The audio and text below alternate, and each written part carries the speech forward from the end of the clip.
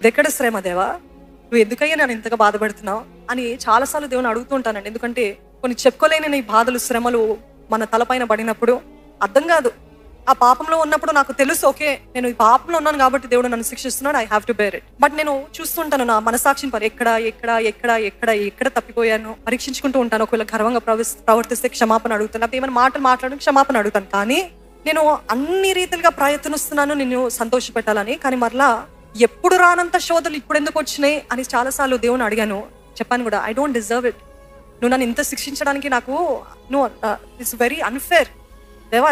చాలా దేవునికి చెప్పేది దానంతా అవుతాం కదా చాలాసార్లు శ్రమలు వచ్చినప్పుడు, నువ్వు చేసేది చాలా తప్పయ్యా, సరైంది కాదయ్యా అని దేవుని చెప్పే స్థితిలో ఉంటాం. అప్పుడు దేవుడు నాతో మాట్లాడిన మాట అదే ఏంటంటే, దుష్టుల తీర్పు నీలో ఉంది అంటే నువ్వు ఎందుకు దేవా వాళ్ళని తీర్చట్లేదు, వాళ్ళందరూ చెడ్డగా ఉన్నారు కదా వాళ్ళని తీర్పు తీర్చట్లేదు, కానీ నన్ను ఎందుకు తీర్పు తీరుస్తున్నా, నాకు అర్హత, ఐ డోంట్ డిజర్వ్ ఇట్ అని అంటున్నావు అని దేవుడు ఇంత ఖచ్చితంగా మాట్లాడాడు.